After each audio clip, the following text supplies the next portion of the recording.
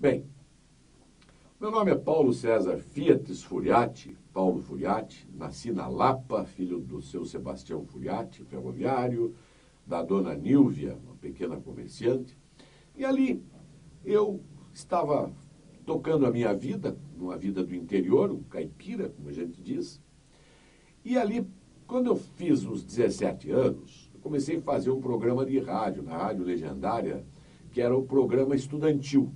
Eu fazia um programa da gurizada lá e tal.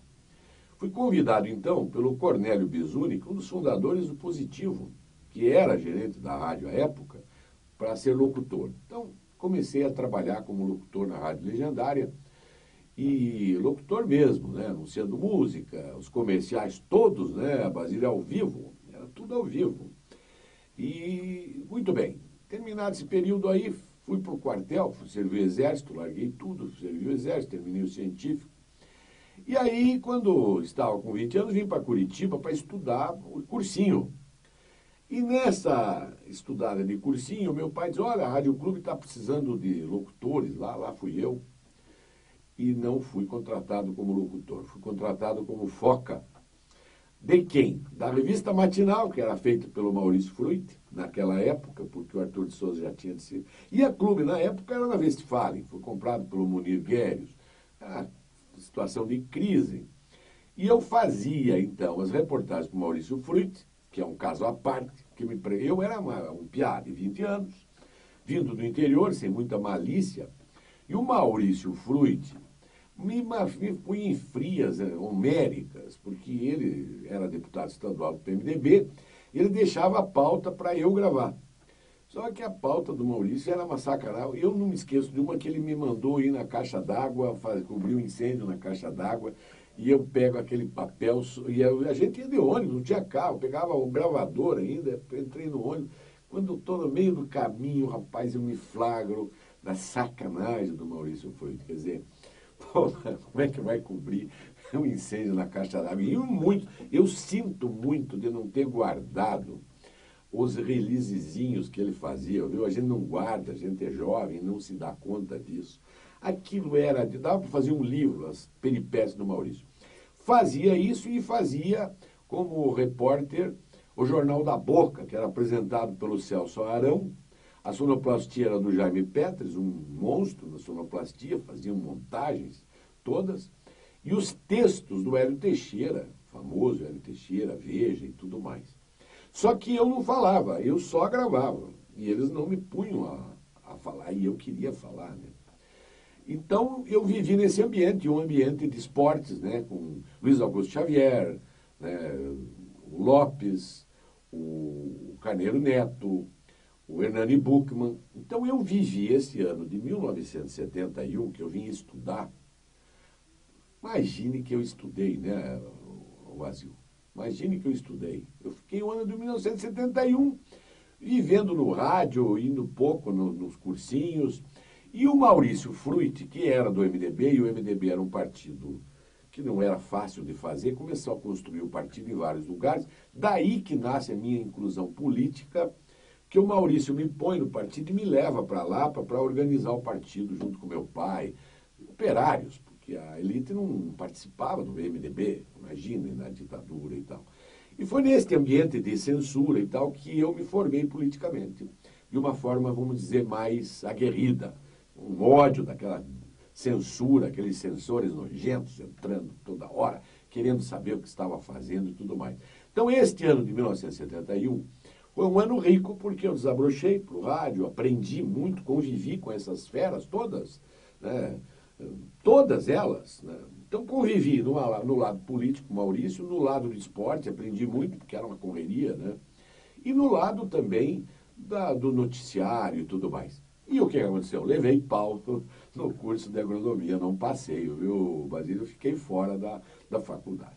Aí meu pai me chama, diz, olha, você tem que decidir a tua vida, não dá. Eu recebi uma mesada dele para comer e morar, morava numa república ali na General Carneiro, e cuja esquina tinha um bar, que o dono do bar era o seu Pedro, pai do Nestor Batista.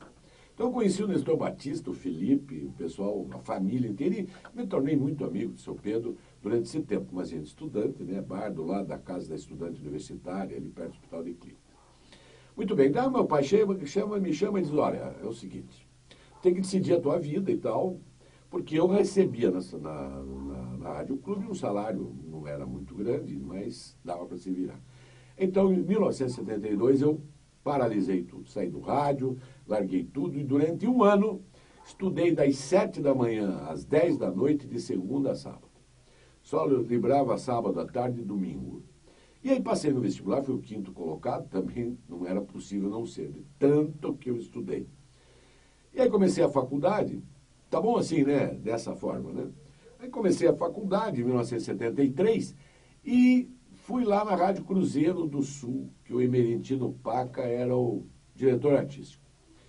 Pedi emprego e ele me deu lá um emprego de locutor do meio-dia às 2. Era um programa sobre música popular, ele me deixava produzir o material, né? Nunca me esqueço do Paca. E eu estava lá fazendo, né, a faculdade, depois que mudou, ela era o dia inteiro. Então era de manhã, de tarde, era no Centro Politécnico, era aqui no centro da cidade, era no JuVV. Não tinha como você trabalhar, né, a não ser que fosse à noite. Então eu trabalhava no meio-dia às 2 e tinha um senhor, eu não lembro o nome dele, ele era release, ele fazia matérias, ele escrevia e passava de manhã e de tarde levando as matérias na Rádio Independência, na Rádio Cruzeiro. Ele era um redator. E ele me viu falar e disse, olha, a Rádio Independência está procurando, por isso que eu digo, a vida da gente sempre tem um anjo que te dá a mão. Ninguém consegue chegar a lugar nenhum se não tiver um protetor, um anjo, não adianta. A gente pode ter certeza.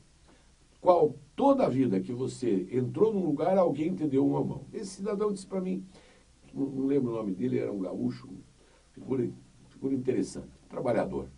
Disse, olha, estão precisando. Foi lá que daí eu entrei em 1973, fiquei em 73, 74, na Independência. Conheci o Narciso, fazia um programa normal de informação, de notícia, música e comerciais, das 7 da noite a 1h da manhã. A Independência fechava 1h da manhã. Aí lá conheci o Narciso também, o Pedro Borali, Charme do Meio-Dia, tudo a gente começa a aprender. E então passei a fazer um noticiário das 7 às 8 da manhã na Rádio Independência. Foi daí que o Narciso me convidou, fui para clube, mas nesse período também estava fazendo locução de cabine no Canal 6. Naquela época era locução de cabine, né? Você só falava depois do filme.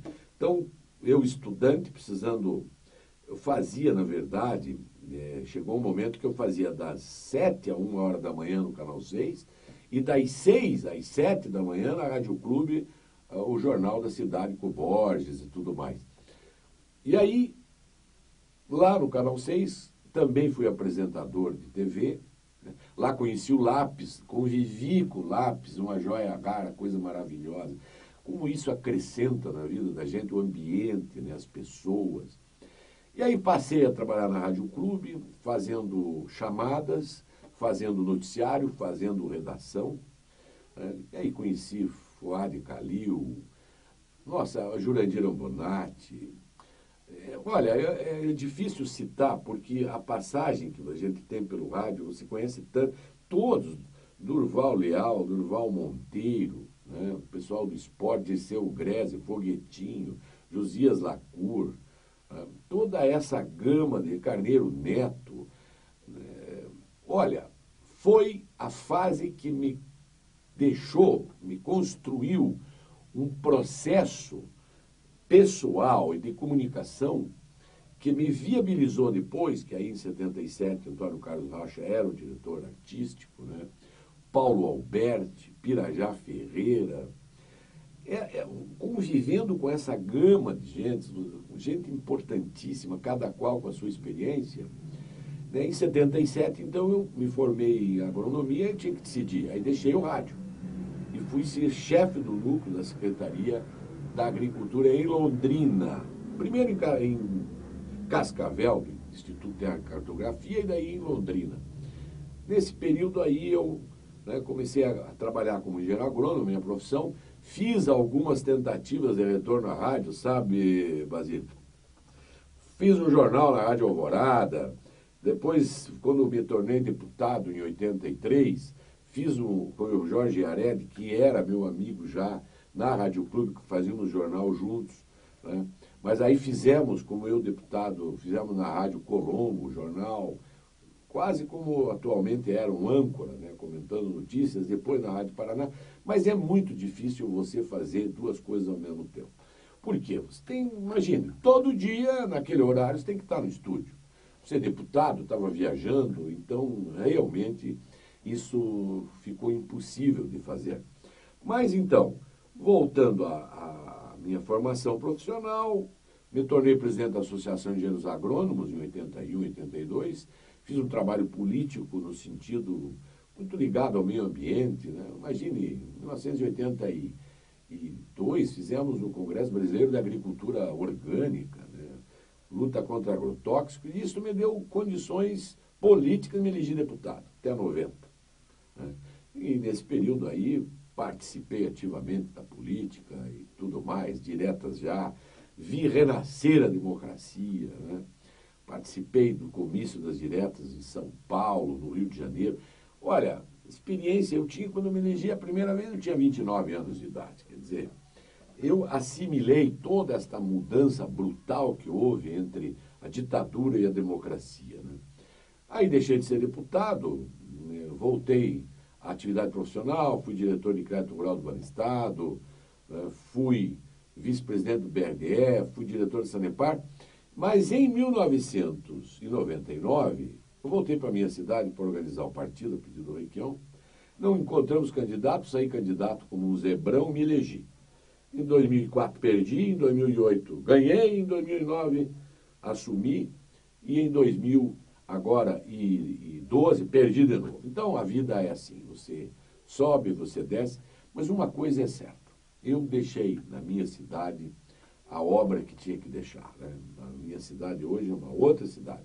E deixei a minha marca na Assembleia Legislativa com muita galhardia e apenas uma lei hoje que mostra que valeu a pena tudo, a lei dos agrotóxicos, né? Naquela época, 1983, poucas pessoas se incomodavam com veneno na comida. Então essa é uma rápida história passando pelo todo o processo. Mas o rádio, que é o fundamental. O rádio é uma paixão, o rádio a gente aprende, o rádio a gente convive, e o rádio dá às pessoas, e deu às pessoas, e continua dando às pessoas, aquilo que, por mais tecnologia que haja, por mais internet que haja, o rádio, o espaço do rádio está garantido. Por mais rápido que seja a imagem, o boletim, assim como o livro, o rádio tem um lugar muito especial na vida das pessoas. Por quê? Porque ele consegue ser o teu amigo enquanto você faz outra atividade. Você ouve o rádio fazendo outras coisas. Você ouve o rádio cozinhando, você ouve o rádio dirigindo, você ouve o rádio em vários lugares ao mesmo tempo. É extraordinário. Está aí pronto. E eu quero ouvir, Azil, dizer a você, essa tua iniciativa de recuperar a memória do rádio através... Porque o rádio é um ente, né? Quem faz o rádio são as pessoas. E nós temos uma rica história do rádio, né? O Paraná, especialmente, tem uma história estupenda. Quer dizer, se fôssemos falar aqui, ou se eu fosse, ou qualquer outro companheiro que participou, falar de todos os detalhes, né, das nossas gafes, das nossas alegrias, isso levaria muito tempo. O rádio é a coisa mais extraordinária que pode ter ocorrido na vida dos radialistas e dos ouvintes. Tanto é verdade que, prestando atenção, partindo um pouco agora numa análise mais política, você conte os candidatos eleitos radialistas e conte os candidatos eleitos apresentadores. Você vai ver que o rádio dá de 10 a 0. É isso aí.